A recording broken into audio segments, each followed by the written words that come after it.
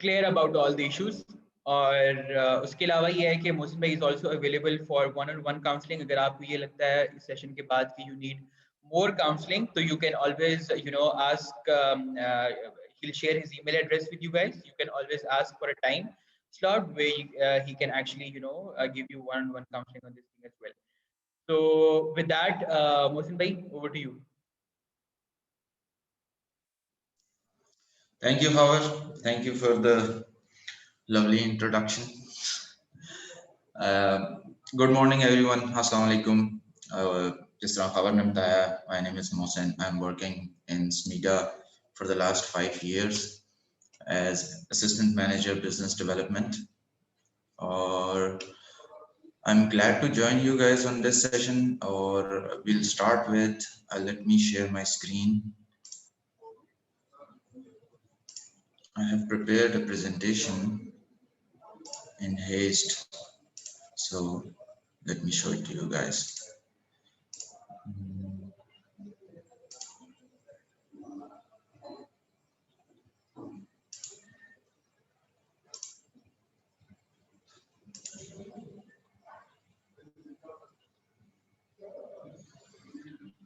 Let me know if my screen is visible to you guys. Yeah, we can see you. We can see your screen. Okay, so I'll give you guys a brief introduction of what SMEDA is, and then we'll move on to the Kamyab Jawan program. तो SMEDA काफी सारे लोगों को पता भी होगा. However, I'm audible, right? Echo तो बहुत ज़्यादा नहीं है. Yes, loud and clear. Perfect. It's perfect. Okay. So SMEDA जिस तरह काफी सारे लोगों को पता होगा, this is Small and Medium Enterprises Development Authority. And अगर हम इसको देखें कि it was established in 1998 और इसका एक ऑर्डिनेंस आया था जनरल मुशर्रफ के टाइम में. उस ऑर्डिनेंस के तहत in 2002 हम इसको गवर्न करते हैं. इसके विजन और मिशन जो है वो इन क्लियर और इजी टर्म्स में हम एम्प्लॉयमेंट जनरेशन और वैल्यू एडिशन की तरफ काम कर रहे होते हैं कि एसएमईज की तरफ से ये एक एपेक्स बॉडी है जो कि गवर्नमेंट के साथ बैठ के एसएमईज की आवाज़ बुलंद करती है. एसएमईज को कोई भी इशू आ रहा होता है, स्मॉल एंड मीडियम एंटरप्राइजेस को, ठीक है, उनकी डेवलपमेंट रिलेटेड, उनके tax reforms related, basically this is a policy advisory body to the government of Pakistan. तो हम पॉलिसी को ड्राइव कर रहे होते हैं, अगर आप इसको इस तरीके से देखें. इसके अलावा हमारे थोड़े से कुछ प्रोजेक्ट्स भी चल रहे होते हैं जिन पे हम आगे बात करेंगे. So talking about SMEDA's outreach, तो हमारे एक हेड ऑफिस है that is in Lahore, and then we have regional offices in all provinces of Pakistan. Then we have 22 regional business centers. In this map you can locate these RBCs, regional business centers, by these blue triangles. ये all across Pakistan तकरीबन ये आपको नजर आ रहे होंगे. कुछ stats हैं कि 3.2 million SMEs हैं पाकिस्तान में. SMEs contribute more than 40% to the GDP. इसी तरह they have a share of more than 25% in exports. अब किस किस्म की सपोर्ट जो है वो SMEDA करता है?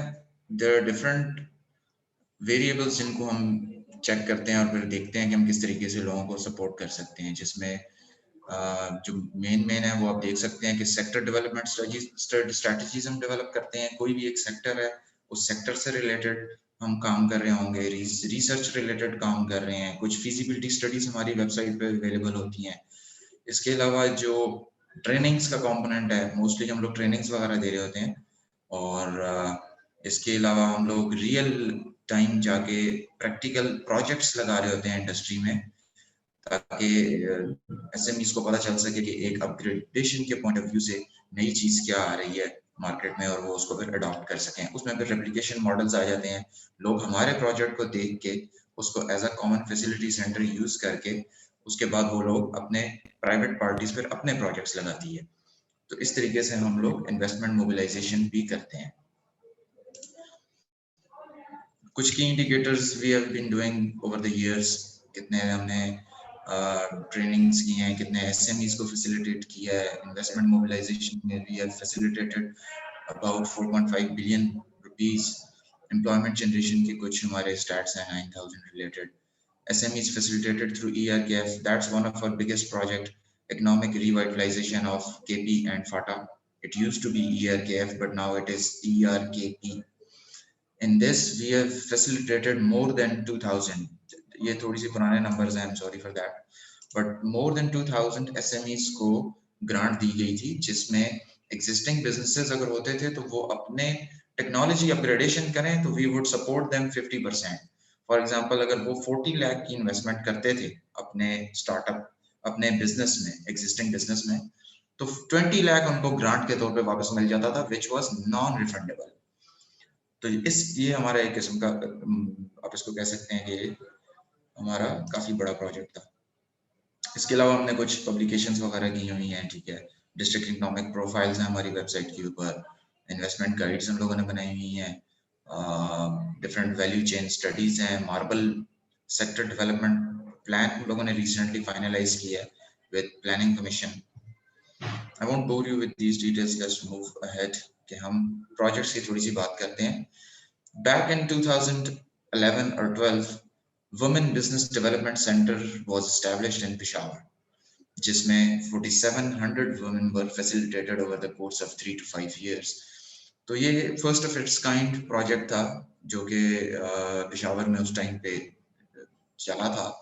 जिस तरह अभी आप लोग इंक्यूबेशन सेंटर में हैं, तो ये उस टाइम पे स्मीडा ने ये शुरू किया था, and it was specially focused on the women. Apart from that हम लोगों ने फिर dyeing, washing and pressing CFC Matta Mughal Khel हम लोगों ने लगाया।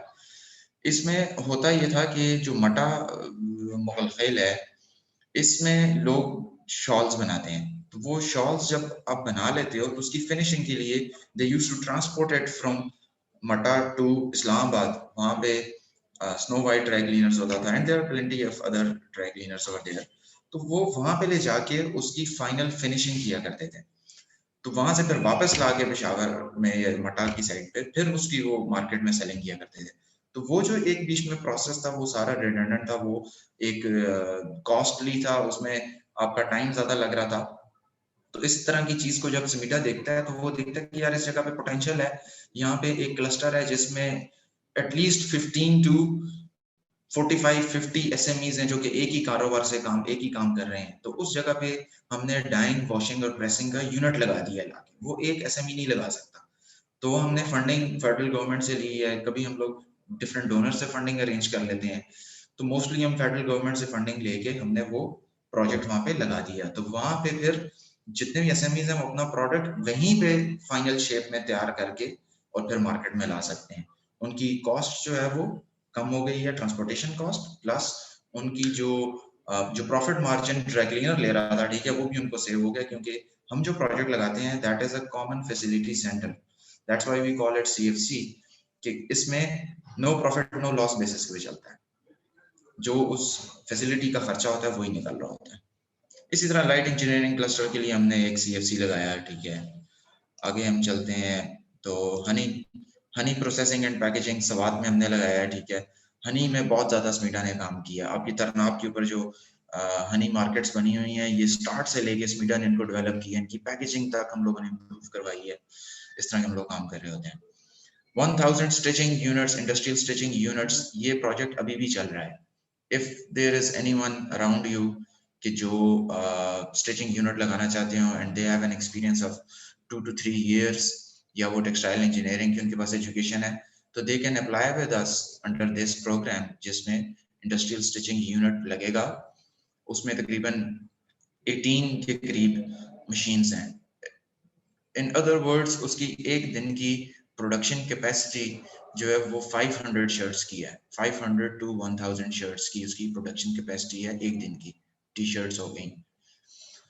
तो इसमें this is an ongoing project, ये अभी भी चल रहा है, ठीक है। इसमें 60-40 रेशो के हिसाब से हम आपको मशीनरी प्रोवाइड करेंगे।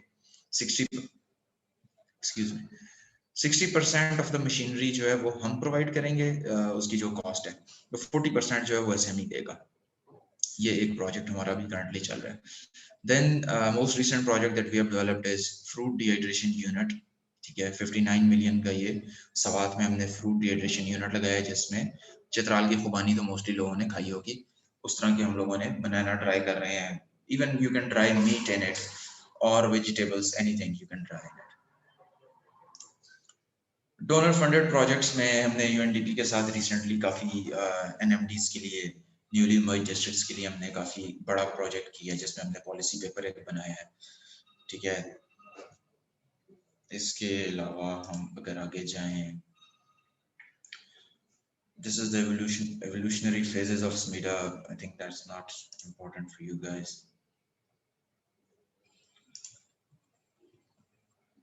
तो एक और चीज जो हम कर रहे होते हैं, ठीक है, अपने एसएमईज के लिए, वो है facilitation.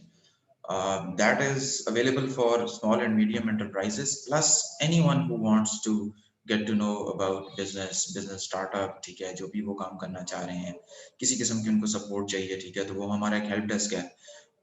That is available online too. अभी अगर आप उसको meet.smida.com देखेंगे तो meet.smida पे वो पड़ा हुआ है. ठीक है, आप ऑनलाइन मीटिंग्स भी हमारे साथ कर सकते हैं, अपॉइंटमेंट लेके. आप वॉक इन भी कर सकते हैं हमारे ऑफिस. तो these are some of the stats जो कि हम अपने एसएमईज को किस किस्म की सर्विसेज देते रहे हैं. जनरल इन्फॉर्मेशन किस तरह लोग लेते हैं, फाइनेंशियल हो गए, प्रोजेक्ट रिलेटेड, टेक्निकल भी लोग लेते हैं. ठीक है, then we have an accounting software, वो भी हमने एक बनाया हुआ है. रेगुलेटरी प्रोसीजर्स के ऊपर हम लोगों ने एक पूरा डेटाबेस अपनी वेबसाइट पे रखा हुआ है. How to start up a company, ठीक है, how to register for trademarks etcetera, ये सारी चीजें भी होंगी.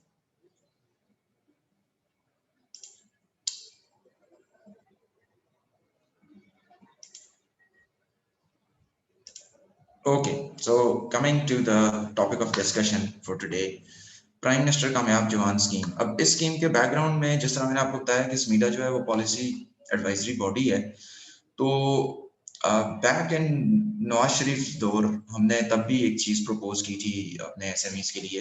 That was prime minister youth business loan, PMYBLO से भी लोग कहते थे. उसमें 20 लाख तक के लिए कर्जा था. अब इस दफा जब नई न्यू गवर्नमेंट आई तो हमने कामयाब जवान जो है वो प्रपोज किया गवर्नमेंट को, और इसकी रेंज हमने बढ़ा के इसको ज्यादा एसएमईज भी इसके अंदर आ सकें. पहले 20 लाख तक था, अब ये 2.5 करोड़ तक है. और इसमें इस तरह है कि जब आपका ये कोरोना आ गया था लास्ट ईयर, तो इसका फेज 2 में फिर हम लोगों ने दोबारा स्टेट बैंक के साथ और गवर्नमेंट के साथ हमने ये चीज टेकअप की कि यार ऑल ओवर पाकिस्तान चूंकि एसएमईज और स्टार्टअप्स और सारे अफेक्ट हुए हैं, तो इसका जो मार्कअप है, मार्कअप शुड बी रिड्यूस्ड. तो before in the first phase it was like 6%, जो मिनिमल अमाउंट वाला मार्कअप है, and then it was reduced slashed by half, now it's 3%. तो इसकी अगर हम चीजें देखें तो इसमें आपको सबसे पहले जो एलिजिबिलिटी क्राइटेरिया है, एनीवन एज्ड बिटवीन 21 to 45 जो है वो एलिजिबल है इस प्रोग्राम में अप्लाई करने के लिए. इसके अलावा इसमें 3 साइजेस ऑफ लोन है. पहला जो साइज है that starts from tier 1. Tier 1 is from 100,000 to 1 million, 10 lakh तक. ठीक है, ये जो पहला साइज है टियर 1 वाला, इसके अंदर आपको किसी भी किस्म की कोई भी गारंटी नहीं चाहिए, कोई कोलैटरल नहीं चाहिए, आपको कोई घर नहीं रखवाना, कोई जमीन जायदाद नहीं रखवानी बैंक के पास. अपने सिंपल अपनी पर्सनल गारंटी के ऊपर आपने ये लोन के लिए अप्लाई करना है. Then comes tier 2 and tier 3. तो टियर 2 एंड 3 में टियर 2 जो है that is up to 1 crore, 10 million 1 crore तक है. And tier 3 is up to 2.5 crore, 1 million 10 million से लेके 1 करोड़ से लेके 2.5 करोड़ तक.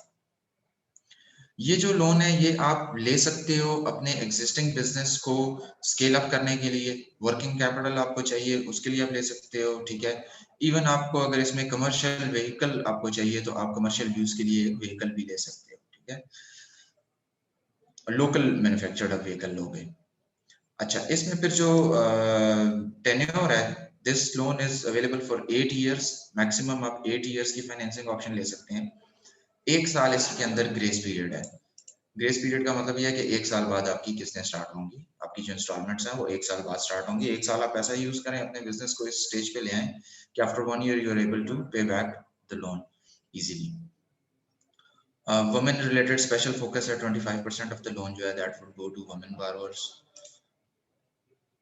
इसके अलावा जो डेट टू इक्विटी रेशियो है फॉर न्यू बिजनेसेस टीयर 1 के लिए 90-10 रेशियो है। फॉर एग्जांपल आपके प्रोजेक्ट पे अगर 10 लाख लग रहे हैं तो 9 लाख आप लोन से ले सकते हो, 1 लाख आपने अपने जेब से आपने लगाना है। तो 10% आपकी कंट्रीब्यूशन जो है वो बीच में जरूरी है 10 लाख के लोन तक के लिए टीयर 1 के लिए। अगर आप टीयर 2 में जाते हैं या टीयर 3 में जाते हैं तो उसमें फिर आपको 80-20 रूल है, आपने 20% अपनी तरफ से लगाना है। Now if there is a business जो कि एग्जिस्टिंग ऑलरेडी काम कर रहा है मार्केट में, उसने एक ऑफिस बनाया हुआ है, एक सेटअप उसका ऑलरेडी है, तो उसने उस सेटअप पे जो पैसा लगाया हुआ है that can also be considered in your contribution के जो आप 20% कंट्रीब्यूट कर रहे हो, तो आपकी एग्जिस्टिंग जो आपके एसेट्स हैं वो भी उसमें कंसिडर हो सकते हैं। अच्छा, सिक्योरिटी रिक्वायरमेंट्स की जिस तरह मैंने पहले बात की, टीयर 1 जो है वो क्लीन लैंडिंग है, अप टू 1 मिलियन 10 लाख तक आप क्लीन लैंडिंग ले सकते हैं, आपकी पर्सनल गारंटी होगी। टीयर 2 एंड 3 में बैंक्स ऑन क्रेडिट पॉलिसी, तो इसमें यह है कि जी आपकी बैंक जो है उसको कोलैटरल के तौर पे कोई भी चीज चाहिए होगी। फॉर एग्जांपल आप अगर 20 लाख के लिए अप्लाई कर रहे हो तो आपको एटलीस्ट 40 लाख की कोई ना कोई property, normally bank 1.5 times consider करता है, लेकिन आप 2 टाइम्स अपने जहन में रखें कि यार 2 टाइम्स आपको तकरीबन कोलैटरल जो है वो उसकी अरेंजमेंट आपको करना पड़ेगा। रिस्क मिटिगेशन का जो सेक्शन है दिस बेसिकली मींस के गवर्नमेंट, आप अगर कोई लॉस हो जाता है, ठीक है, आप पे बैक नहीं कर पाते हो, तो गवर्नमेंट उसमें कितने % बैंक को सपोर्ट करेगा। तो anyone getting a tier 1 loan, उसमें अगर वो डिफॉल्ट कर जाता है तो उसमें गवर्नमेंट 50% जो है वो बैंक को सपोर्ट करेगी।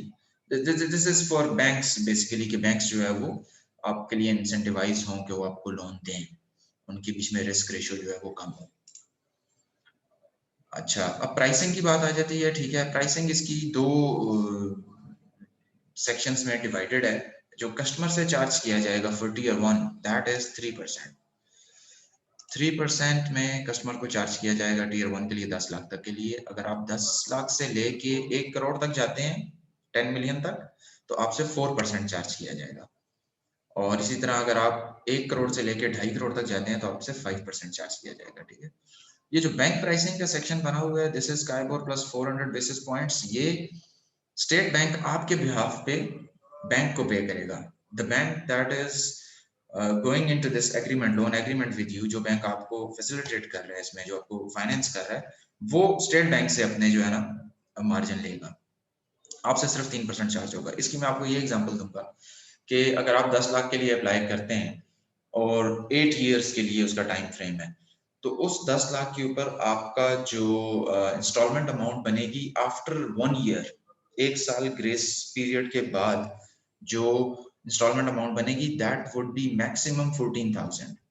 वो 13,200 13,500 कहीं भी लाई अराउंड कर सकती है। 14,000 पर मंथ आपको चार्ज किया जाएगा, आपकी जो इंस्टॉलमेंट होगी वो। और फॉर 7 इयर्स अगर आप वो 14,000 जमा कराएंगे, ठीक है, तो आपसे टोटल जो वापस जाएगा ना, वो आपसे 11,40,000 जाएगा 10 लाख के पीछे 8 सालों में। 8 सालों में आपने 10 लाख रुपए लिए थे, आपने वापस कितने किए? 11,40,000। तो 1,40,000 जो है वो आपसे एक्स्ट्रा जा रहा है, दैट इज 3%। ये जो टीयर 1 के सामने आपका कस्टमर प्राइसिंग लिखा हुआ है, तो आपसे 1,40,000 जा रहा है। तो बहुत से लोग इसमें आ जाते हैं, कहते हैं कि जी ये तो हमसे ज्यादा लिया जा रहा है, ठीक है, इसमें तो इंटरेस्ट का कॉम्पोनेंट है, ये वो है। उसको मिटिगेट करने के लिए एक तो ये जो प्राइसिंग है, कस्टमर प्राइसिंग, इसमें एक चीज और मैं यहाँ पे क्लियर करता जाऊँ, आप लोग सारे माशाल्लाह पढ़े लिखे हैं। जो बैंक है, बैंक जब ये एप्लीकेशन प्रोसेसिंग करता है तो बैंक की इसके ऊपर कॉस्ट भी आती है। फॉर एग्जाम्पल आपका जो बैंक ऑफ खैबर है, इसके पास इस टाइम पे 40,000 एप्लीकेशन पड़ी हुई है। 40,000 एप्लीकेशन को सॉर्ट आउट करना, उसको देखना, उसको प्रोसेस करने में जो कॉस्ट आएगी, उसके लिए ह्यूमन रिसोर्स चाहिए होगा, उसके लिए आपको इलेक्ट्रिसिटी चाहिए, आपको ऑफिस चाहिए, वो बंदों को कॉल कर रहा है, वो उसके पे कॉस्ट आती है, उसके लिए मॉनिटरिंग के लिए जा रहा है, मॉनिटरिंग के लिए वापस आ रहा है। तो ये जो कॉस्ट है ना, ये बैंक कॉस्ट भी आती है। तो एक तो ये पोर्शन कॉस्ट में चला जाता है काफी ज्यादा। प्लस अगर फिर भी किसी को कोई फेथ सेंसिटिविटी है तो he can opt for Islamic banking. तो इस्लामिक बैंकिंग में हमारे पास मीज़ान बैंक है और इसके अलावा दुबई इस्लामिक बैंक है। ये कुछ बैंक्स हैं जो कि इसमें इंक्लूडेड है। I show you the list of banks later कि उसमें कौन कौन से बैंक्स हैं जो कि इसमें जिसमें आप अप्लाई कर सकते हो फॉर दिस लोन। अच्छा, I share the screen now of application procedure. इसमें एप्लीकेशन प्रोसीजर जो है वो आपका ऑनलाइन है, दैट इज ऑनलाइन।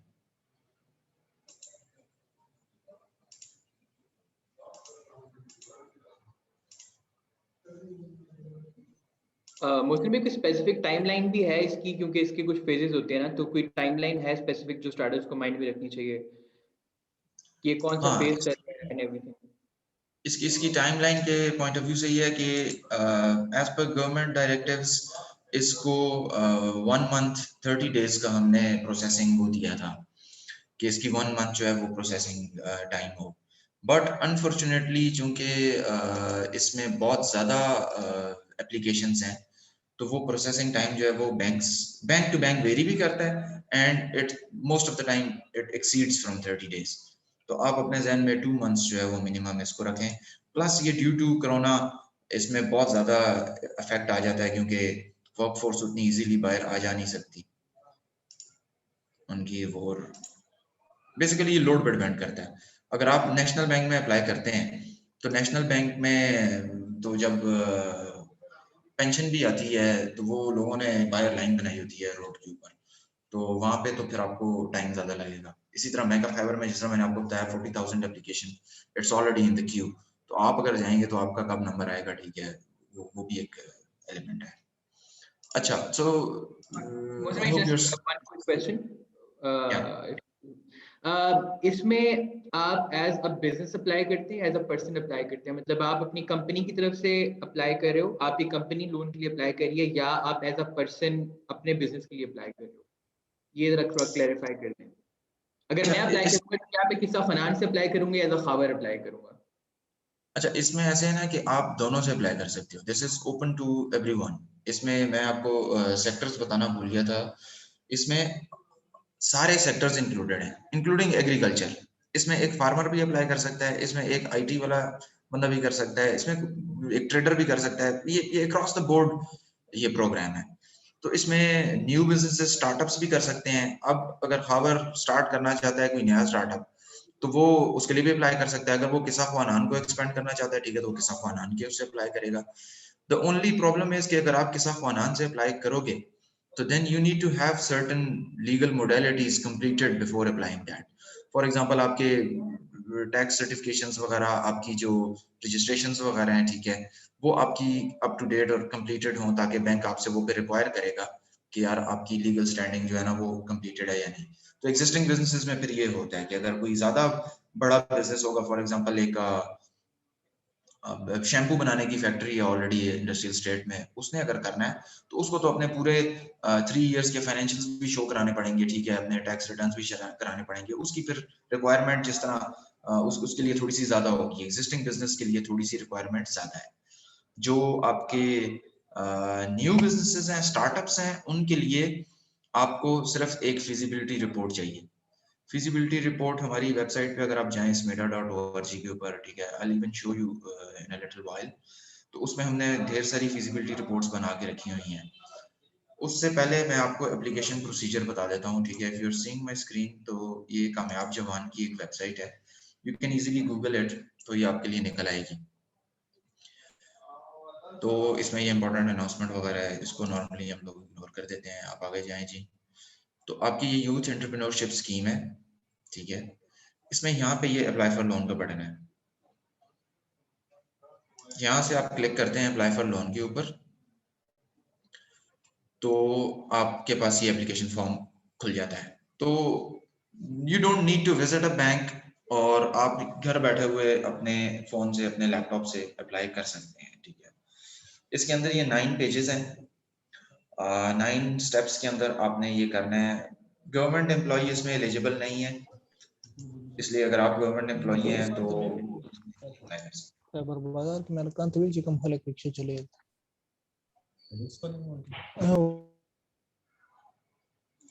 अच्छा, इसके अलावा जो बैंक्स की मैं बात कर रहा था, ठीक है, तो ये बैंक्स की लिस्ट जो है ना ये कंटिन्यूअसली अपडेट होती रहती है।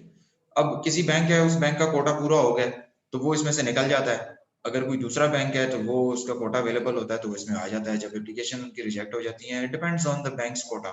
हर बैंक ने कुछ अमाउंट कमिट की होती है कि हम इतनी अमाउंट जो है वो इस प्रोग्राम के थ्रू डिसबर्स करेंगे।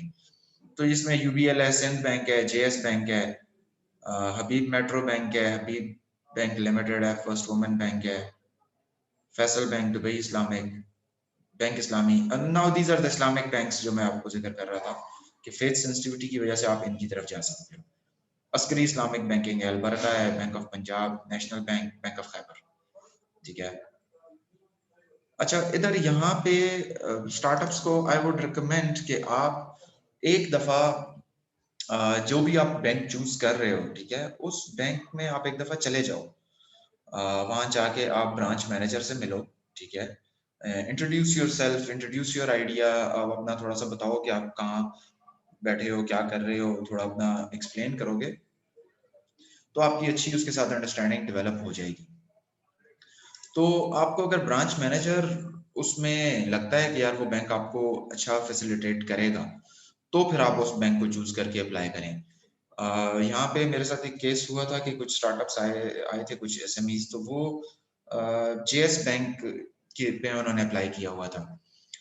यहाँ पे ग्रीन शादी हॉल के साथ एक ब्रांच है उसमें। तो वो फिर जब मैंने पता कराया जी तो जेएस बैंक ने अभी तक एक लोन भी प्रोसेस नहीं किया, ठीक है। उन लोगों के आई एम नॉट श्योर उन लोगों के इंटरनली क्या उनकी अरेंजमेंट थी, तो वहां से उनकी वो चीज जो है ना वो नहीं आगे डेवलप हुई। तो आपने एक दफा अप्लाई कर दिया तो आप then you are unable to change the bank, उसमें फिर प्रोसेस में काफी प्रॉब्लम आएगा। तो इसलिए I would recommend you guys कि go and reach out to the banks, talk to them, अच्छा बर्ताव है क्या है, उनकी बैंक की पॉलिसी क्या है, ठीक है। वो एक बैंकर ही आपको ज्यादा बेहतर बता सकता है कि वो आपके प्रोजेक्ट में कितना इंटरेस्ट लेगा और कितने चांसेस हैं कि आपका प्रोजेक्ट जो है वो एक्सेप्ट हो जाएगा। तो that's how you can choose.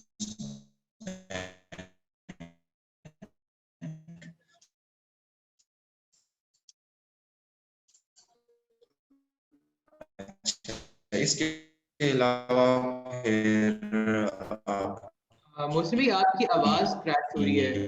बाकी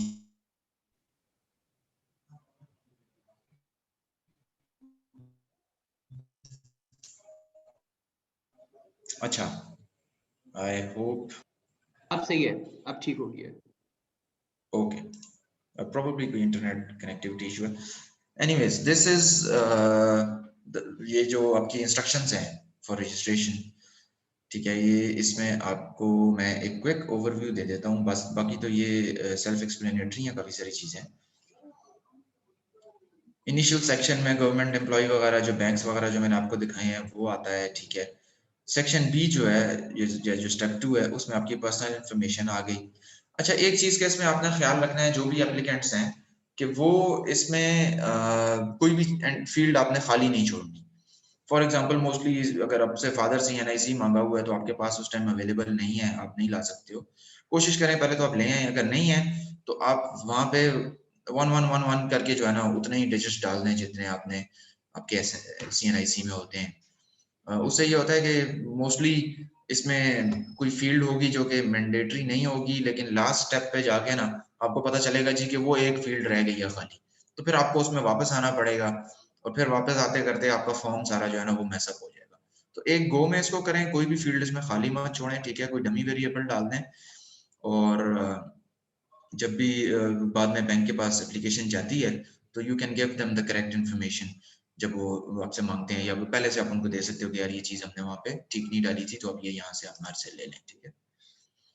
तो सेक्शन बी में आपकी पर्सनल इन्फॉर्मेशन है, ठीक है, सारी सेल्फ एक्सप्लेनेटरी है, मैरिटल स्टेटस वगैरह, CNIC, इनकम वगैरह, ठीक है, बैंक अकाउंट्स कहाँ पे हैं क्या है।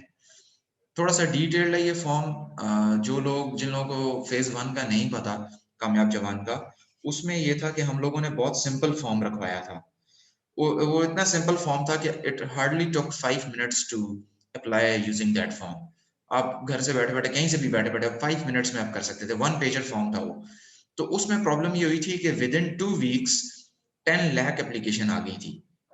तो 1 मिलियन एप्लीकेशन जो है ना वो विद इन 2 वीक्स आ गई थी। तो उसमें फिर बहुत ज्यादा बाद में जब बैंक रीच आउट करता था तो वो लोग कहते थे जी हमने तो नहीं ये नहीं सोचा था, तो हमने वो नहीं सोचा था, ठीक है। तो बहुत ज्यादा उसमें लोग वापस भी निकल रहे थे बाहर।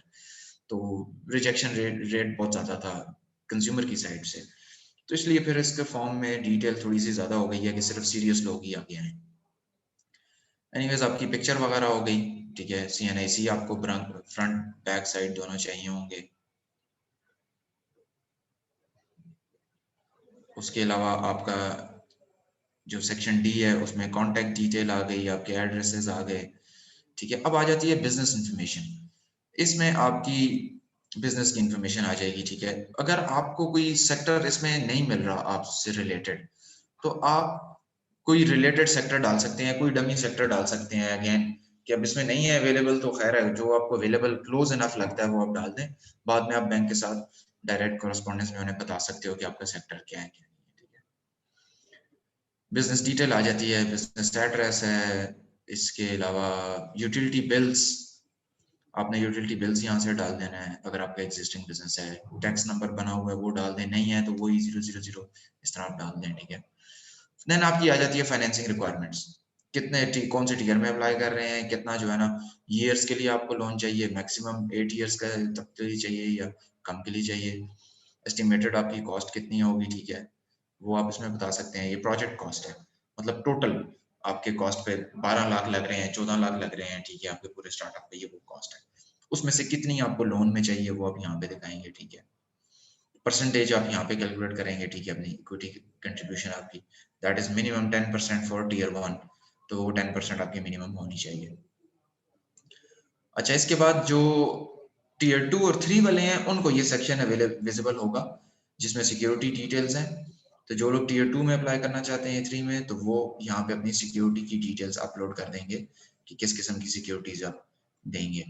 इधर it's a land, it's a vehicle, gold है, जो भी चीज़ है, घर है, वो आप यहाँ पे दिखा सकते हैं।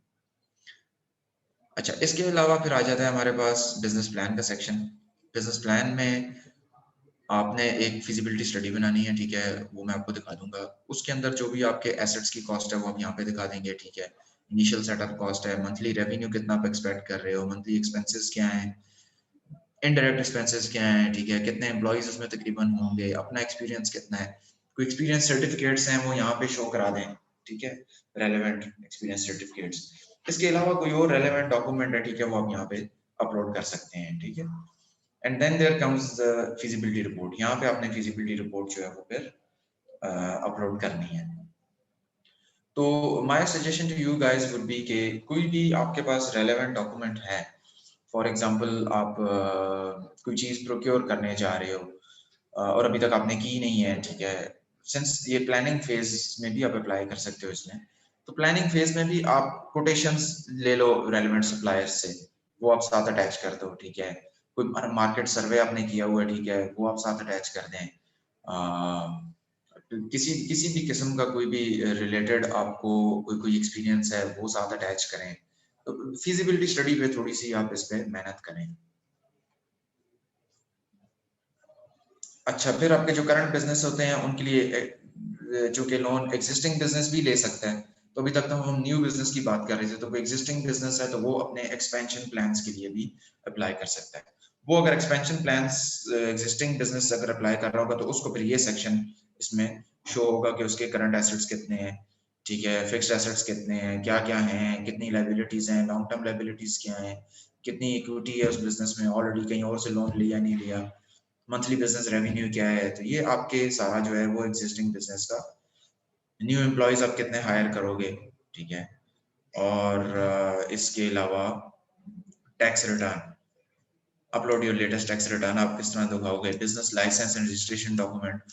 However this is related to your question, जिस तरह आपने किसा खानान की बात की थी, तो अगर आप एग्जिस्टिंग बिजनेस में जाते हैं तो आपको ये चीजें फिर आपको दिखानी पड़ेंगी। टैक्स रिटर्न्स हो गए, बिजनेस लाइसेंस रजिस्ट्रेशन डॉक्यूमेंट्स हो गए, लास्ट 3 ईयर्स की फाइनेंशियल स्टेटमेंट्स हो गई।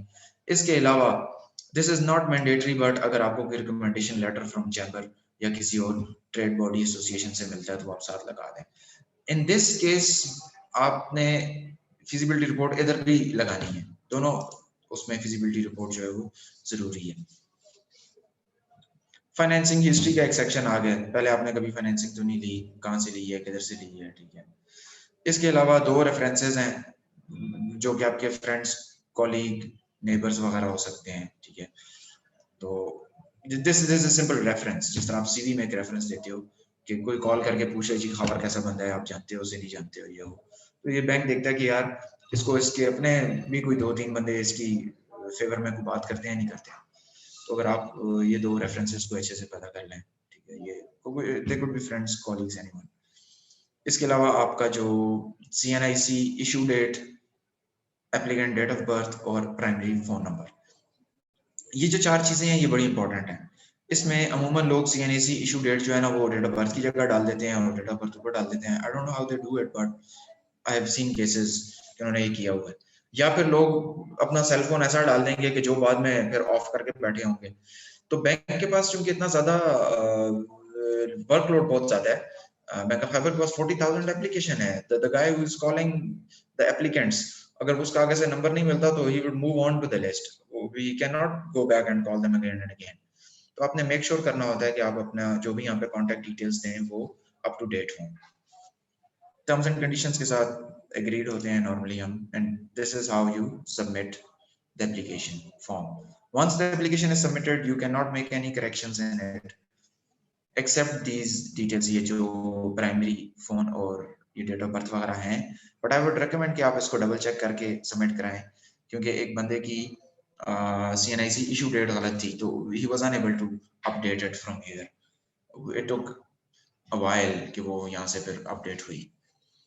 तो this is about the application form. अब मैं आपको एक फिजिबिलिटी रिपोर्ट जो है वो दिखा देता हूँ।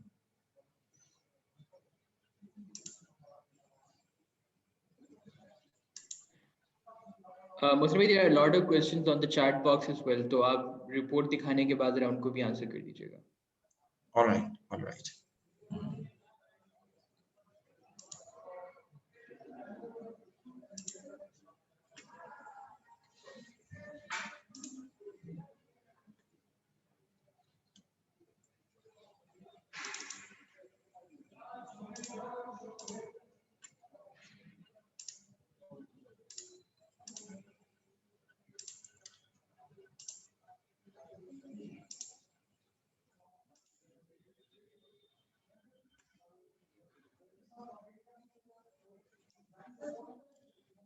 अच्छा, this is sample feasibility study जो मेरे पास ऑलरेडी डाउनलोड्स में पड़ी हुई है, ठीक है। मोंटेसरी स्कूल के ऊपर बनी हुई है ये। I'll zoom out a bit. It's just to give you an idea कि फिजिबिलिटी रिपोर्ट होती क्या है ना। मोस्टली आप लोगों को पता भी होगा।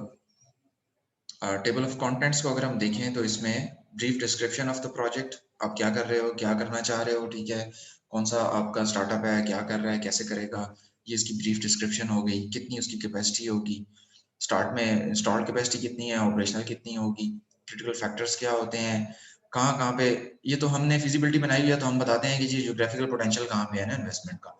आप ये स्कूल लाहौर में भी खोल सकते हैं, कराची में भी खोल सकते हैं, शहर में भी खोल सकते हैं, लेकिन आपके केस में ये होगा कि जी आपका पोटेंशियल क्या है इन्वेस्टमेंट का, कि आपने कहाँ पे की हुई है, आपकी टारगेट मार्केट कहाँ पे है, ठीक है।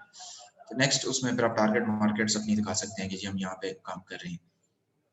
प्रोजेक्ट कॉस्ट समरी में आपकी आ गई प्रोजेक्ट इकोनॉमिक्स वगैरह, ये मैं आपको थोड़ा नीचे टेबल्स फिर दिखा देता हूँ।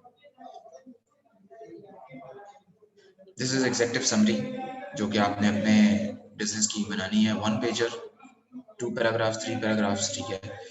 लास्ट पैराग्राफ में आपके थोड़े से आ जाएंगे कि जी फाइनेंशियल्स कितने आप लोग जो है ना वो एक्सपेक्ट कर रहे हो इन्वेस्ट करने के लिए, और कितना उसका जो है आप वो लोग रिटर्न भी एक्सपेक्ट कर रहे हो। अच्छा, brief description of the project वही आ गई कि यार स्कूल होगा कैसे, क्या होगा, कितनी क्लासें होंगी, कितने स्टूडेंट होंगे, कितनी कैपेसिटी है, ठीक है, ये आपकी कौन कौन सी क्लासें होंगी, ईयर 1 में कितना होगा, 2 में कितना होगा। थोड़ा आपने जो भी मॉडल बनाना है वो अपने प्रोजेक्शन बेस पे बनाना है, 4-5 साल, 6 साल, 7 साल आपने प्रोजेक्शन करनी है। क्रिटिकल फैक्टर्स क्या होंगे, ठीक है, आपके हर एक के अपने बिजनेस में अपने अपने क्रिटिकल फैक्टर्स होंगे। ज्योग्राफिकल पोटेंशियल की हम यहाँ पे काम कर रहे हैं, वहाँ पे काम कर रहे हैं, हाउस होल्ड इनकम कितनी है, कितनी नहीं है यहाँ पे। टारगेट मार्केट्स में आपने अपनी मार्केट डिफाइन कर दी कि यार हम लोग कौन कौन से टारगेट मार्केट हमारी क्या है।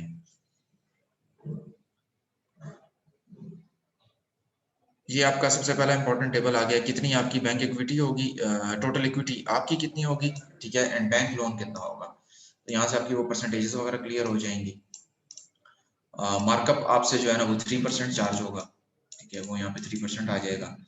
और टेन्योर कितना होगा जी, 8 ईयर्स होगा, जितना भी होगा आप लेना चाहते हो आप यहाँ पे दिखा दोगे। ग्रेस पीरियड भी आप यहाँ पे दिखा सकते हैं। कैपिटल कॉस्ट में इस टेबल में आपको एक स्नैपशॉट मिल जाता है कि जी कितना इसने फर्नीचर लगाना है, कितना इसने ऑफिस इक्विपमेंट लगाना है। इसके अलावा प्री ऑपरेटिंग कॉस्ट हैं, कुछ वो है नहीं है, कुछ सिक्योरिटी वगैरह इसने दी हुई है नहीं दी, या अप फ्रंट रेंट इसने दिया नहीं दिया, प्रीपेड रेंट्स वगैरह, ठीक है। ये अप फ्रंट बिल्डिंग रेंट जो है ना वो यहाँ पे आ गया। कैश आपके पास कितना होगा, this is the total project cost या टोटल इन्वेस्टमेंट जो कि आपके प्रोजेक्ट में होगी। ये एक पूरा स्नैपशॉट है। लेटर इन द रिपोर्ट हर एक आइटम की फिर आगे डिस्क्रिप्शन होगी कि जैसे आप इसमें देखें फर्नीचर एंड फिक्सचर में 5494 का वो है, तो आपका ये फर्नीचर एंड फिक्सचर की सारा जो है ना वो यहाँ पे आ गया 5494, उनकी डिटेल आ गई कि फर्नीचर में क्या क्या होगा, ऑफिस इक्विपमेंट में क्या क्या होगा हमारे पास, ह्यूमन रिसोर्स में हमारे पास कौन कौन होगा, कितनी उनकी सैलरीज होंगी, कितना क्या होगा। रेवेन्यू जनरेशन बड़ा इंपॉर्टेंट है कि आप रेवेन्यू क्या एक्सपेक्ट कर रहे हो कि यार फर्स्ट ईयर में कितना रेवेन्यू जनरेट होगा। उसके अलावा ये कॉन्टैक्ट डिटेल्स हैं उन लोगों के लिए जो कि स्कूल खोलना चाहते हैं, उनसे कॉन्टैक्ट करके पता कर लें, ठीक है। एक्सपर्ट्स की हमने कुछ कॉन्टैक्ट्स दिए हैं, फिर कुछ यूजफुल लिंक्स वगैरह हैं ये वो। उसके बाद आपकी इनकम स्टेटमेंट आ गई, बैलेंस शीट आ गई और कैश फ्लो आ गई। ये तीन आपने स्टेटमेंट्स बनानी है, ठीक है। अगर आप खुद बना सकते हैं वेल एंड गुड, अगर आप नहीं बना सकते तो आप हमारी फिजिबिलिटी रिपोर्ट्स डाउनलोड करें हमारी वेबसाइट से और वहां से रिलेटेड फिजिबिलिटी लेके उसके अंदर आप चेंजेस करके वो भी आप सबमिट करवा सकते हैं। नहीं तो आप अगर अपने बिजनेस की स्पेशली बनाना चाहते हैं तो फिर आप अपने या तो मार्केट में कोई कंसल्टेंट देख लें, ठीक है, वहां से बनवा लें, या हमसे रीच आउट करें तो हम आपको कोई ना कोई कंसल्टेंट प्रोवाइड कर देंगे जो आपको पूरी फिजिबिलिटी रिपोर्ट बना के दे देगा। So this is about the feasibility report. और अब हम चले जाते हैं एज हावर सेट के हम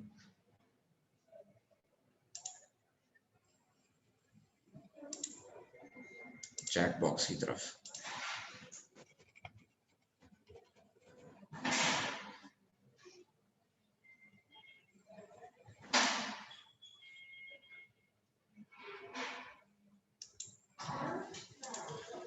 अच्छा, अगर आप हमारी वेबसाइट पे देखना चाहते हैं, आई जस्ट शो यू कि हमारी वेबसाइट जो है वो if you are able to see it on the main page, pre feasibility studies हमने यहाँ पे रखी हुई हैं, ये थोड़े बड़े लेवल की हैं। अच्छा, यहाँ पे ये स्केड्यूल योर मीटिंग, आपको ये बटन नजर आ रहा है, ठीक है, मीट्स मीटा। आप यहाँ से जाके अपनी मीटिंग स्केड्यूल कर सकते हैं और वहां से फिर आप के साथ 101 आपके साथ कंसल्टेंसी हो सकती है कि जो भी रेलेवेंट डिपार्टमेंट होगा, रेलेवेंट बंदा होगा वो आपके साथ कर लेगा। यहाँ पे कंसल्टेंट डेटाबेस आपको टॉप हेडर पे नजर आ रहा है। इसमें कोई सर्विस प्रोवाइडर्स हैं, अगर आपके पास कोई ऐसे स्टार्टअप्स हैं कि जो ऑलरेडी सर्विस को प्रोवाइड कर रहे हैं, वो यहाँ पे रजिस्टर हो सकते हैं एज अ कंसल्टेंट भी। तो एनीवन अक्रॉस पाकिस्तान वो सर्च कर सकता है यहाँ पे कि यार मुझे इन सर्विसेज के लिए कोई बंदा चाहिए, तो वो कंसल्टेंट डेटाबेस के अंदर उनको निकल के वो आ सकते हैं। इजी रजिस्ट्रेशन है, ऑनलाइन है, मैं आपको सिर्फ दिखा देता हूँ फॉर दोज जो कि ट्रेनिंग्स वगैरह देते हैं या कोई किसी एक स्पेसिफिक सब्जेक्ट में कोई डोमेन एक्सपर्ट हैं। ये डिफरेंट डिफरेंट है, इसमें फिजिबिलिटी स्टडीज भी बनाता है, क्या करता है, ठीक है। तो आप इसमें जाके कोई लॉ वगैरह हो गया, कस्टम्स हो गया, आप इसमें सर्च भी कर सकते हो, ठीक है, लोकेशन बेस्ड में कि जी पेशावर में नए हमारे पास कोई अवेलेबल है या नहीं है, ठीक है। नेम ऑफ द कंसल्टेंट भी अब इसमें आ गया, तो बहरहाल हम इसमें फिजिबिलिटी से बिजनेस प्लान डेवलपमेंट रिलेटेड हम कर लेते हैं, ठीक है। तो ये 4 बंदे आपके पास आ गए हैं जो कि आपको इसमें ये इसको तो खबर देखता होगा, ये एसन ज़िया भी देखो हमारा कंसल्टेंट है, ठीक है। तो ये आपको इसमें हेल्प आउट कर सकते हैं। If you want to be a consultant, आप यहाँ पे sign up as service provider कर सकते हैं। अच्छा, going back to this media website. किया है मोहसिन भाई सर्विस प्रोवाइडर्स के अंदर काफी सारी फील्ड्स में। क्या कह रहे हो? मेरा नाम भी एक, मैं भी कंसल्टेंट हूँ आपके साथ, सो अच्छा अच्छा अच्छा, गुड गुड गुड। वगैरह में मेरा नाम भी आ जाएगा। किसी एक में आ जाएगा, आप प्रोबेबली फिजिबिलिटी स्टडीज में नहीं हो, हमने वो वाला सर्च किया था। तो इसमें कामयाब जवान की अगर आपको फिजिबिलिटी स्टडीज चाहिए तो वो ये सेक्शन है। ऊपर प्रोजेक्ट्स में कामयाब जवान यूथ एंटरप्रेन्योरशिप स्कीम में आप जाएं तो इसको डायरेक्टली अगर आप क्लिक करें तो it will take you to Kamyab Jawan section. तो यहाँ पे आपको ये फाइनेंशियल कैलकुलेटर्स दिए हुए हैं। आप balance sheet, income statement, cash flow यहाँ से ये भी बना सकते हैं अपनी, ठीक है। और इसके अलावा इंफॉर्मेशन एटसेट्रा के अलावा ये कुछ फिजिबिलिटी स्टडीज हैं जो कि कामयाब जवान के साइज की हैं, ठीक है। इनका साइज जो है वो थोड़ा सा छोटा है। मेन पेज पे जो हमारी फिजिबिलिटी स्टडीज पड़ी हैं उसमें छोटी बड़ी मिक्स हैं और ज्यादा बीच में बड़ी भी हैं, लेकिन जो स्टार्टअप लेवल की जो है ना वो यहाँ पे आपको काफी सारी मिल सकती हैं, ठीक है। Just to give you an example, I give you services वाला ये दिखाता हूँ। तो सर्विसेज में आप देखें, auto repair service workshop 3.54 million, beauty salon 2.7, boutique, car wash, day care, driving school, landscaping, medical store etcetera. ये वो कुछ हमारा जो focus for the time being है वो ट्रेडिशनल चीज़ों की तरफ है। मोस्ट ऑफ योर स्टार्टअप्स जो है वो उनका ऐप रिलेटेड या टेक रिलेटेड है, ठीक है। तो वो आप इन्हीं लाइंस के ऊपर देखते हुए, इन रिपोर्ट्स को फॉलो करते हुए आप अपनी फिजिबिलिटी रिपोर्ट जो है वो इजीली डिजाइन कर सकते हैं। अच्छा खबर, I think this is it from my side. If we have any questions तो we can take a look. अच्छा मैं इसमें चैट में चला जाता हूँ। इस्लामिक और बाकी बैंक्स में क्या फ़र्क है? थोड़ा सा आउट ऑफ स्कोप है, लेकिन ये है कि इस्लामी बैंक जो है वो इस्लामिक प्रिंसिपल्स के ऊपर काम करते हैं। मुफ्ती तकी उस्मानी साहब जो हैं उन्होंने उसके ऊपर फतवा दिया है, जो भी उसको वो प्रॉपर टेक्नोलॉजी है वो उन्होंने उसको ओके किया हुआ है। तो वो इस्लामिक बैंक्स उस तरीके से काम करते हैं। जो कन्वेंशनल बैंक्स हैं वो कन्वेंशनल प्रिंसिपल्स पे काम करते हैं। ज़्यादा डिटेल में हम दोनों टाइप के बैंक 3% चार्ज करते हैं फॉर द टियर 1, राइट? हाँ, दोनों बैंक्स जो है वो 3% ही चार्ज करेंगे, ठीक है। एक इस्लामिक प्रिंसिपल्स पे करेगा और एक जो है वो ट्रेडिशनल बैंकिंग पे करेगा, कन्वेंशनल बैंकिंग पे करेगा, ठीक है। अच्छा, which bank processing is fast? ये आप बैंक टू बैंक वेरी करता है, ठीक है। आप नेशनल बैंक में ना जाएं, बैंक ऑफ फैबर में ना जाएं, लेकिन जरूरी नहीं है बैंक ऑफ फैबर में ना ही जाएं। आप बैंक ऑफ फैबर चले जाएं, जाके देखें, उस ब्रांच मैनेजर के ऊपर है। अगर ब्रांच मैनेजर आपके साथ कोऑपरेट करता है, आपके केस को वो लेता है, तो ब्रांच की अपनी भी एक स्टैंडिंग के लिए अच्छा होता है कि उसके पास अच्छे केसेस आए और वो वहां पे लैंडिंग हो। तो ब्रांच के अपने केपीआईज भी कुछ होते हैं।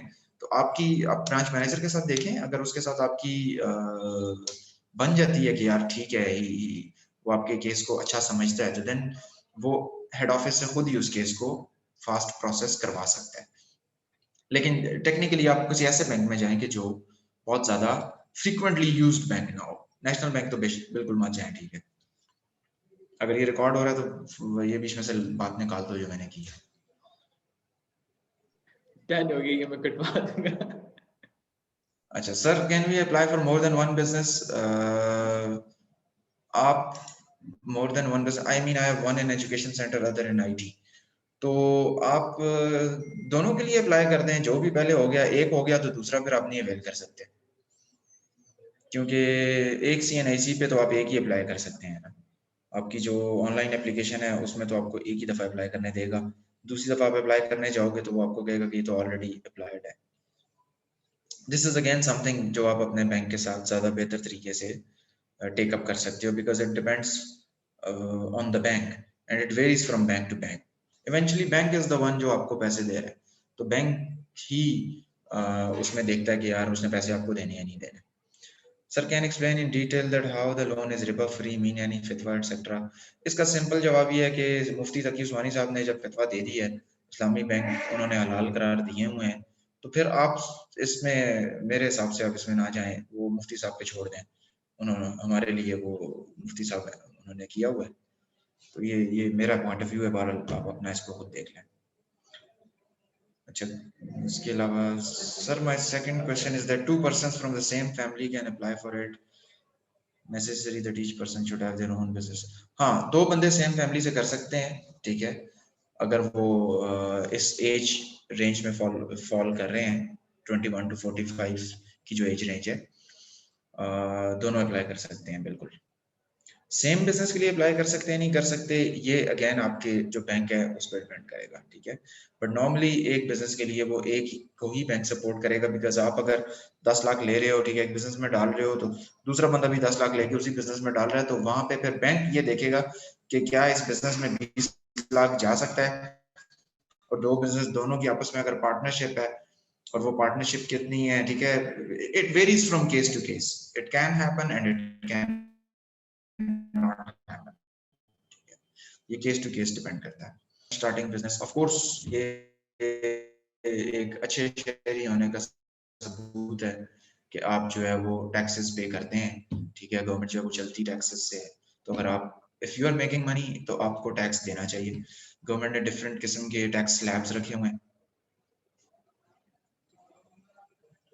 तो गवर्नमेंट ने डिफरेंट किस्म के टैक्स स्लैब्स रखे हुए हैं, जो लोग इतना पैसा नहीं बना रहे होते उनके लिए टैक्स नहीं होता, ठीक है, और जो लोग different tax slabs, different tax income slabs हैं, इनकम स्लैब्स रिलेटेड फिर आप टैक्स भी दे सकते हो। I had already applied in previous campaign of Kamyab Jawan but didn't receive any response. Can I apply again? Yes, you can apply again in the second phase. First phase जो है वो due to COVID वो रह गया था, वो उस तरह फर्स्ट फेज की एप्लीकेशंस कुछ इंपोर्ट भी हुई हैं सेकंड फेज के अंदर, बट आई रिकमेंड कि आप सेकंड फेज के अंदर दोबारा अप्लाई करें और आपका प्रोसेस यहाँ से दोबारा शुरू हो जाएगा। Batan models and we are 4 partners. Question can go for Kamyab Jawan either we approach as a startup or single approach. अच्छा, बातान मॉडल्स का अगर ये थोड़ा बताएं कि इनकी रिक्वायरमेंट कितनी है। अगर तो 10 लाख की सिर्फ रिक्वायरमेंट है तो एक ही पार्टनर जाके कर सकता है, ठीक है। अगर ये 4 पार्टनर्स हैं और इन्होंने एसोसिएशन ऑफ पार्टनरशिप रजिस्टर की हुई है, कोई कंपनी रजिस्टर की हुई है, पार्टनरशिप की है वो, तो फिर ये कंपनी के थ्रू भी कर सकते हैं अप्लाई, आपकी कंपनी भी कर सकती है अप्लाई, ठीक है। I hope this answers your question, ठीक है।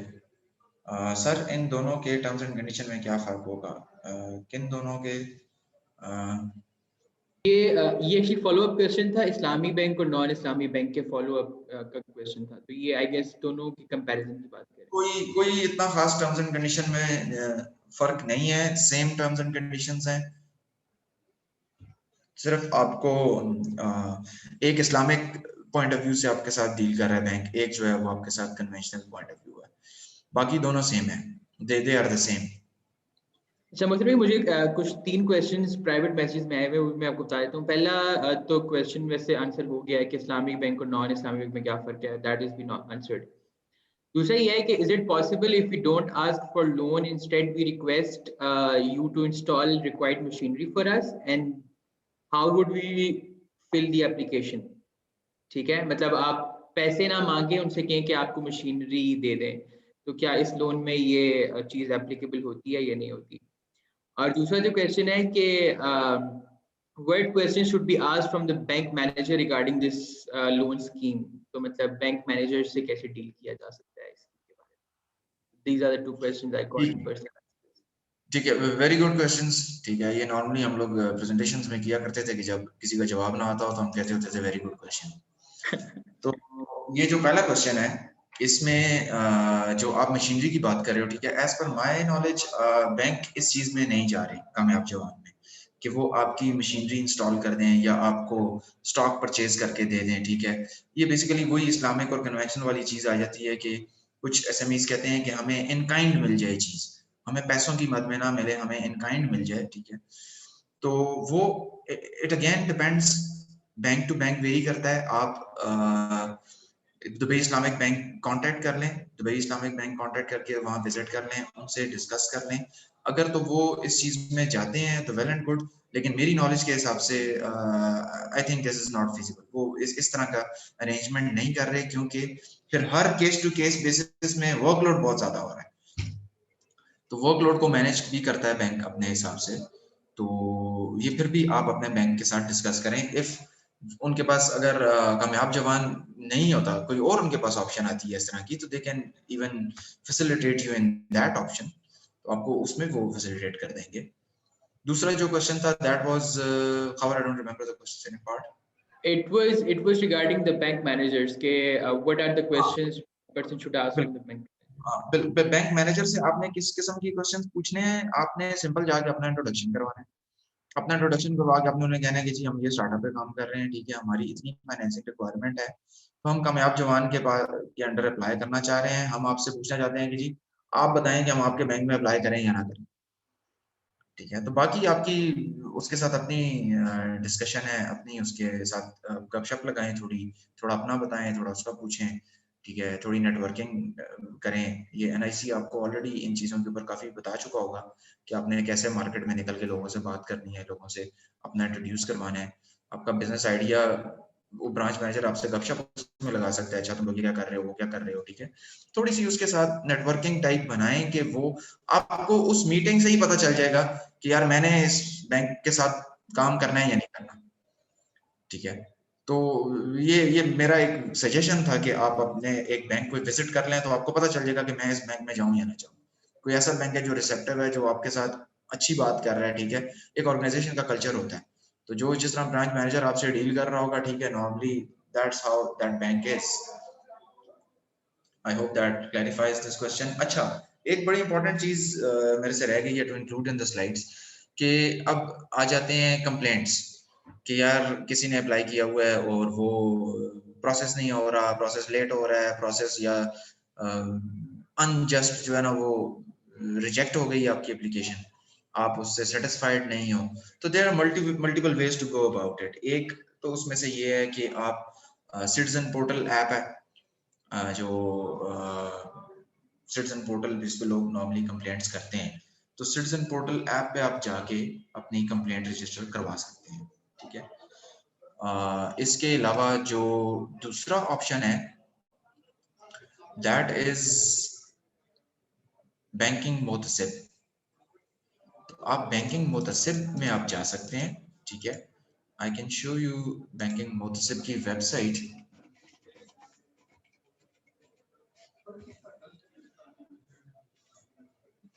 बैंकिंग मोतसिब में जाके आप अपनी कंप्लेंट जो है वो लॉन्च कर सकते हैं। तो ये बेसिकली जिस तरह एक कंज्यूमर कोर्ट्स होती हैं, इस तरह ये बैंकिंग रिलेटेड मुतसिब है। इसमें अगर आप जाते हैं तो ये देखें बैंकिंग रिलेटेड कोई भी कंप्लेंट प्रोसीजर इन लोगों ने यहाँ पे बताया हुआ है। आप यहाँ पे जाके किसी भी बैंक के रिलेटेड आपको कोई भी ग्रीवियंस है वो आप यहाँ पे बता सकते हो, ठीक है। This is their website bankingmotasib.gov.pk, ठीक है। ये कंप्लेंट फॉर्म है, यहाँ पे इंग्लिश उर्दू दोनों में पड़ा हुआ है, FAQs पड़े हुए हैं, थोड़े से आप FAQs इसके देख लें, ठीक है। उसके अलावा ये कुछ स्टेप्स दिए हुए हैं, ये स्टेप्स आप फॉलो कर लें, ठीक है। पहले स्टेप में आप अपने बैंक को राइटिंग में देंगे एक लेटर, और उसमें आप ये लिखेंगे कि जी आप बैंकिंग मुतसिब को लिखने वाले हैं अपने जो भी आपका प्रॉब्लम है, ग्रीवियंस है, उसके बारे में। बैंक को आप थोड़े से दिन दें कि वो आपकी कंप्लेंट रिजॉल्व कर ले। नहीं होता तो अगर आपको रिप्लाई नहीं आता या आप उसका जो बैंक का रिप्लाई है वो अनसेटिस्फैक्टरी है, तो आप बैंकिंग मुतसिब को वही अटैचमेंट साथ लगा के आप लिख सकते हैं स्टेप 3 में। तो बैंकिंग मुतसिब आपका जो केस है वो फिर बैंक के साथ टेकअप करेगा और आपकी कंप्लेंट इंशाल्लाह रिजॉल्व होगी, ठीक है। तो ये दो तरीके हैं, एक citizen portal and the second one is banking Mohtasib. यहाँ से आप अपनी कोई भी प्रॉब्लम हो आप कर सकते हो, बैंकिंग रिलेटेड प्रॉब्लम्स हम यहाँ से सॉल्व कर सकते हैं। जी आसिफ, कपिल गार्ड से कुछ पूछना चाह रहे हैं। आप अपने आप को म्यूट कर सकते हो Asif, you can unmute yourself and you can ask the question. अस्सलाम वालेकुम सर। वालेकुम सलाम। कैसे हो सर, ठीक ठाक? ये शुक्र अल्लाह का। अच्छा सर, मेरा क्वेश्चन ये था कि हमारी जो खुल बाजार है, हम B2B बिजनेस करते हैं, ये जो जनरल स्टोर्स वगैरह को ग्रोसरी वगैरह प्रोवाइड करते हैं, तो हमारी कैलकुलेशंस के मुताबिक 3 से लेके 5% तक हमारी इनकम है। तो सर अगर हमें कर्जा मिल भी जाए 4 या 5% पे, उसके बाद टैक्सेस वगैरह भी आ जाए, हमारे खर्चे भी हो जाए, तो सर हम कैसे सस्टेन करेंगे बिजनेस को? आपकी 3% से लेके 5% इनकम है जी सर। और आप कह रहे हो कि जी हम 3% कैसे उसके ऊपर लोन के ऊपर देंगे। हाँ, तो मतलब कोई आप लोगों ने ऑलरेडी जो जनरल स्टोर्स वगैरह है हमारा, अगर आप अक्पल बाजार का देख लें, अगर आपने कभी इसके बारे में सुना हो, या हाँ, और अगर आपको थोड़ा डिटेल से बता दें, ये है कि हम जनरल स्टोर्स वगैरह को होलसेल पे सामान प्रोवाइड करते हैं, उसमें फ्री डिलीवरी वगैरह भी देते हैं। तो जो ठीक है, हमने ठीक। अभी तक मैं कैलकुलेशंस की जितना है वो 3 से लेके 5% तक हमारी इनकम बनती है। ठीक है, ठीक है। अब ऐसा है ना अक़बाल बाज़ार, सॉरी मैं आपका नाम भूल गया हूँ, लेकिन अच्छा जी। ये है। अच्छा, अ, आपकी 3 से 5% अगर इनकम है ना, ठीक है, तो वो 3 से 5% आपके जो टोटल आपकी सेल्स है ना, उसके साथ वो ऊपर नीचे फ्लक्चुएट कर सकता है। अगर आप 5 लाख की सेल्स करते हो तो उसका 3% कुछ हो रहा है, ठीक है। यहाँ पे जो आपकी लोन अमाउंट जा रही है, ठीक है, जिस तरह मैं आपको बताया है कि 8 साल आप वो 10 लाख रुपए इस्तेमाल करोगे तो उसके ऊपर आपसे जो एक्स्ट्रा जाएगा वो 1,40,000 है। मतलब 1,40,000 अगर आप डिवाइड कर लो 8 सालों के ऊपर, तो पर मंथ आपको जो उसका वो मिलेगा ना, वो 2,200 इस तरह कुछ बन रहा है। तो आप इसको इस तरीके से ना देखो कि यार 3% आप कमा रहे हो तो 3% आप जो है ना वो लोन में दे दोगे तो आप जीरो पे आ जाओगे। No, it's not like that. ये जो 3% है ये आपके आउटस्टैंडिंग अमाउंट के ऊपर होता है। जैसे जैसे आप इंस्टॉलमेंट दे रहे होते हो तो आपकी जो लोन अमाउंट है वो भी कम हो रही होती है, तो आपका जो 3% चार्ज हो रहा होता है वो भी कम हो रहा होता है। तो इन अच्छा सिंपल सर, वर्ड्स, मेरा जो एक तो ये हो गया कि लोन हो गया, उसके बाद जो मेरे किसी भाई ने आपसे टैक्सेस वगैरह के बारे में पूछा था, तो आप लोगों को ऑलरेडी एक्सपीरियंस हो गया है वो जो 17% है, या आई एम नॉट श्योर के आईटी पे कितने ये लोग अप्लाई टैक्सेस वगैरह लगते हैं, क्योंकि अभी तक हमने रजिस्ट्रेशन वगैरह नहीं किया है, इनिशियल स्टेज स्टार्टअप है। तो क्या सर आप लोगों ने कोई ऐसे स्टार्टअप्स देखे हैं कि वो सर्वाइवल कर सकते हैं टैक्सेस वगैरह के साथ, लोन वगैरह के साथ? बिल्कुल, काफी सारे बिजनेसेस हैं जो ये लोन लेके बाद में सर्वाइव भी करते हैं, ठीक है। जो ये वाला लोन है इसमें 1 साल ग्रेस पीरियड है, ठीक है। 12 मंथ्स आपको दिए जाते हैं इस चीज के लिए कि आप वो पैसा लेके उससे इन्वेस्ट करो, उससे आप बनाओ पैसे, ताकि आप इजीली 1 साल बाद पैसे देने के काबिल हो जाए। बाकी जहाँ तक बात रही है, उसके लिए आई वुड रिकमेंड यू कि आप हमारे साथ एक 1-on-1 सेशन कर लो। मैं आई एंगेज और लॉयर, हमारे पास एक वकील है जो मैं एंगेज कर लूंगा आपके साथ, ठीक है। आप 1-on-1 गूगल मीट पे सर जाके मैंने स्मीडा की वेबसाइट पे, तो वहां से आपका जो टैक्सेस का इशू है वो लॉयर के साथ डायरेक्टली टेकअप हो जाएगा।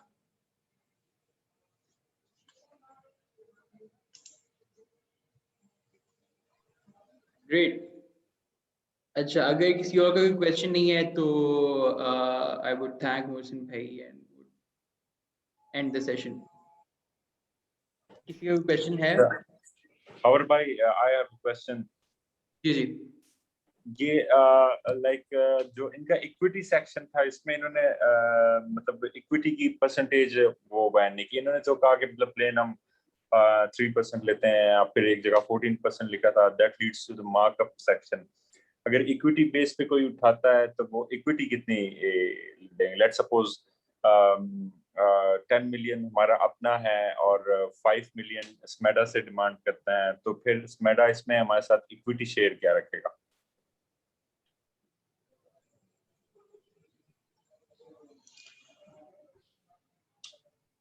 थोड़ा सा मैं इसमें क्लैरिफाई कर दूं। आई थिंक आप इसको थोड़ा सा वो गलत समझ गए हैं कि एक तो ये स्मीडा नहीं करता। ये जो पैसे हैं, ये जो लोन के अंदर आप जा रहे हो, ठीक है, ये आप स्मीडा के साथ नहीं जा रहे हो।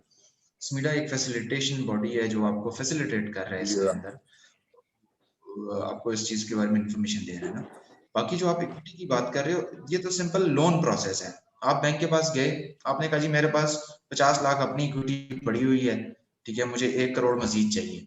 तो आपको 1 करोड़ जो है वो टीयर 2 में फॉल करता है। टियर 2 में आपको बैंक 1 करोड़ दे देगा आपके बिजनेस प्लान की बेस के ऊपर कि आपका बिजनेस प्लान कैसा है उसकी बेस के ऊपर, ठीक है। तो 1 करोड़ आपको वो मिल गया, आपने 20% उसकी वो थी, 80-20 रूल था कि जी 20% आपकी इक्विटी होनी चाहिए, तो आपने 50 लाख ऑलरेडी दे दिया, तो आप 20% से काफी ज्यादा आपने इक्विटी दे दी है, ठीक है। तो वो 1 करोड़ आपको जो मिला उस पे 4% आपसे वो उस हिसाब से आपको वो रीपेमेंट्स ठीक है स्केड्यूल बन सर। जाएगी। ये अखबल बाजार ने जो क्वेश्चन किया था अभी, उसमें उन्होंने वो अपनी इनकम का वो किया। We just like to know the definitions of SMEDA के वो इस इनकम की क्या डेफिनेशन कर रही है? Do we take income as the net profit और एज द टोटल रेवेन्यू? अच्छा, इसमें ये है कि बैंक जो है ना, बैंक ये तो कुछ स्टार्टअप्स हैं, स्टार्टअप्स में हमेशा से आपने देखा होगा कि वैल्यूएशन होती है। वैल्यूएशन जो है वो आपकी फोरकास्टेड और प्रोजेक्टेड होती है सारी, कि यार आज ये स्टार्टअप जो है ना वो मे बी पैसे नहीं बना रहा, उसकी नेट इनकम जो है ना वो जीरो आ रही है, ठीक है। लेकिन स्टार्टअप के लिए फर्स्ट ईयर में रेवेन्यू का जो फिगर है ना, that is more important then the bottom line. आपकी टॉप लाइन कितनी आ रही है, अगर आपकी टॉप लाइन आ रही है तो आपकी इन द मीन टाइम अगर कॉस्ट ज्यादा भी है तो इट इज एक्सपेक्टेड कि ओवर द इयर्स आपकी जो कॉस्ट हैं वो कम होंगी, और आपकी टॉप लाइन जो अगर इंक्रीज करेगी तो आपकी बॉटम लाइन ऑटोमेटिकली इंक्रीज कर जाएगी, ठीक है। इसीलिए इसमें प्रोजेक्टेड फाइनेंशियल स्टेटमेंट्स लगती हैं फॉर द 8 ईयर्स 10 ईयर्स, जो मैंने आपको इनकम स्टेटमेंट दिखाई है। तो आपने अगर मेरी फिजिबिलिटी में गौर किया हो तो उसमें भी हमने रेवेन्यू जनरेशन, फर्स्ट ईयर जो रेवेन्यू जनरेशन था उस पर फोकस किया। तो बैंक ये देखेगा कि यार इस जो भी स्टार्टअप है इसका पोटेंशियल क्या है। अभी तो जाहिर बात है, आप अगर इतने पैसे बना रहे होते, इतने नेट इनकम आपके पास बहुत बड़ी होती, तो आप लोन के लिए आते ही ना। लोन के लिए तो आप तभी आ रहे हो कि आपको वो जब फंडिंग मिलेगी वो आप अपने बिजनेस के अंदर लगाओगे तो आपका इससे इम्पैक्ट जो है ना वो ज्यादा आएगा। तो आपकी प्रोजेक्शंस कितनी अच्छी होंगी, आपकी प्रोजेक्शंस जो है वो किन अंडरलाइंग असम्पशंस क्या है, किन किन किन किन की बेस पे आपने एज्यूम किया हुआ कि यार मुझे अगर आप 50 लाख ले दो, 1 करोड़ दे दो तो मैं इतना उसमें कर दूंगा। तो वो आपका बिजनेस प्लान पे वापस हम आ जाएंगे कि जितना अच्छा बिजनेस प्लान होगा उतने अच्छे आपके चांसेस हैं कि आपकी वो चीज जो है अप्रूव हो जाए और वो प्रोसेस हो जाए। ठीक है सर, आपने जो था एग्जिस्टिंग बिजनेसेस का भी कहा, तो I just want to ask last question के स्मेडा के मुताबिक जो है एक बिजनेस जिसको 3 साल हो चुके हैं मार्केट में, वो भी स्टार्टअप के उसमें फॉल कर रहा है कि नहीं, वो कोई एग्जिस्टिंग बिजनेस के उसमें फॉल करेगा?